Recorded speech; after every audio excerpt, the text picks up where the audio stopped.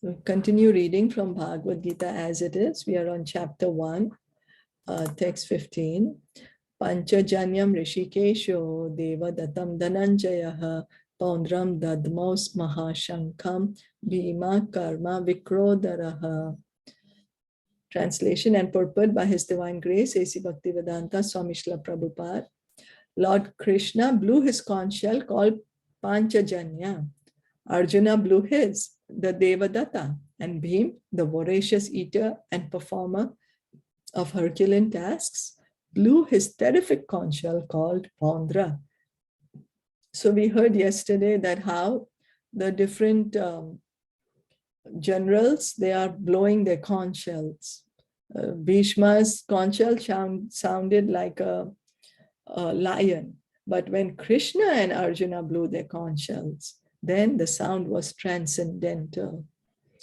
And Krishna's conch shell is called the Panchajanya.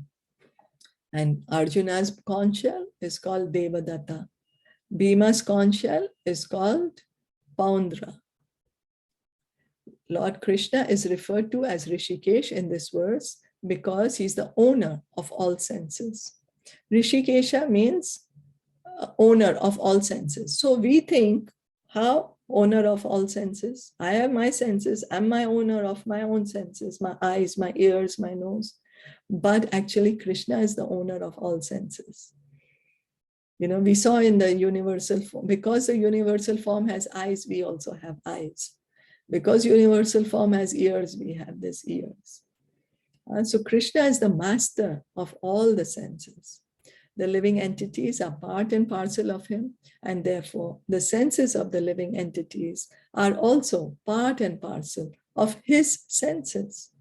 So it's like, for example, we have, say, $100,000. Okay, we have 100,000. So from there, 10,000, if we take out 10,000, so 10,000 is already included in that 100,000, right? Isn't it? So similarly, Krishna, he has transcendental senses. The universal form, he has made all these material senses. So we are part and parcel of Krishna. Just like 10,000 is a part of 100,000. Similarly, we are part of Krishna. So our senses are belonging to him actually.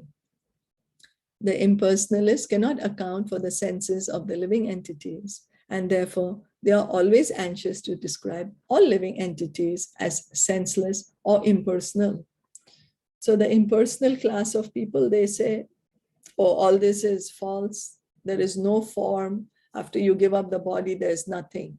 There's nothing. It's just or some, maybe just some white light or something, you know.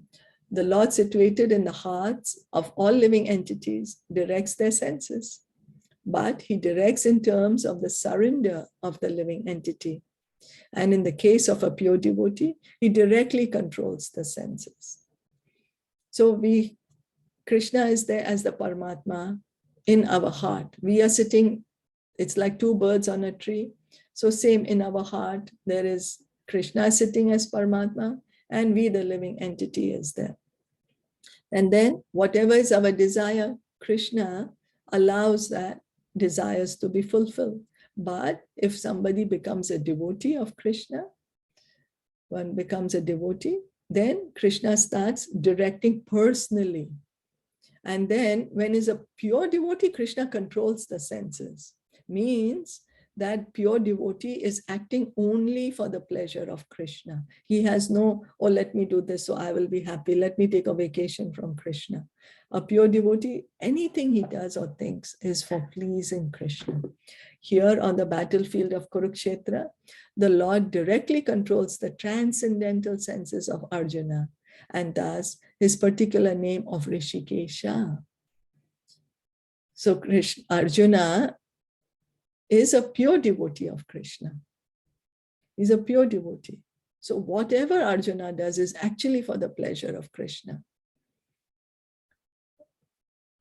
The Lord has different names according to his different activities. For example, his name is Madhusudana because he killed the demon of the name Madhu. His name is Govinda because he gives pleasure to the cows and to the senses. His name is Vasudev because he appeared as the son of Vasudev. His name is Devki Nandan because he accepted Devki as his mother. His name is Yashoda Nandan because he awarded his childhood pastimes to Yashoda at Vrindavan. His name is Partha Sarthi because he worked as a charioteer of his friend Arjuna. Similarly, his name is Rishikesha because he gave direction to Arjuna on the battlefield of Kurukshetra. So Krishna, based on his pastimes, he's unlimited. No, God is unlimited. His pastimes are unlimited. So his names are also unlimited. And Krishna likes to be called the names which are in relationship with his devotees. Devki Nandan, Yashoda Nandan, he likes these names because they're in relation with his devotees. These are his personal names. He prefers to be called by these names, Govinda, Madhusudan, Partha Sarthi, because of his relationship with his devotee, rather than being called Almighty, the Maintainer, the Paramatma. These are also Krishna's names because he is the one who's Almighty. He's the one who is the controller, the maintainer, but he likes this names, personal names, which are in relation with his devotees. So Arjuna is referred to as Dhananjaya in this verse because he helped his elder brother in fetching wealth when it was required by the king to make expenditures for different sacrifices. So Arjuna, Dhananjaya, the winner of wealth. Dhananjaya, wealth, Jaya, the one who won. So when Yudhishthir was the emperor, he used to do many big sacrifices. For sacrifices, yagyas, wealth is required and Arjuna would go collect it. Similarly, Bhim is known as Vikrodhara because he could eat as voraciously as he could perform Herculean tasks, such as killing the demon Hidimba. So the particular types of conch shell blown by the different personalities on the side of the Pandavas, beginning with the lords, were all very encouraging to the fighting soldiers. So Bhim, everyone knows Bhim because he was a very, very strong person, the strength of 10,000 elephants. And he had a great appetite because he was so strong, he could even kill demons. He killed one of the demons called Hidimba. And so then everyone is blowing their conch shell to give encouragement to the whole army. On the other side, there were no such credits, nor the presence of Lord Krishna, the Supreme Director, nor that of the goddess of fortune. So they were predestined to lose the battle.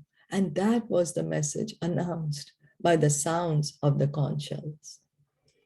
So wherever Arjuna is there, wherever Krishna is there, there will be fame, fortune, opulence.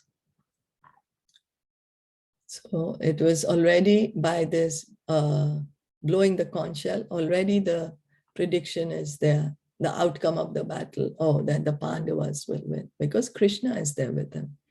Although Krishna is not personally fighting, but he's directing Arjuna. Arjuna said, I'm not going to fight, but Krishna is saying, fine. He's going to explain the Bhagavad Gita to him. Any questions or comments?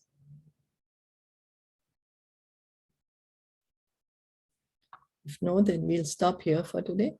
Bhagavad Gita ki jai, Srila Prabhupada ki jai, Gaura Premanande, Hari Hari Bol. Hare Krishna. Thank you so much for joining in.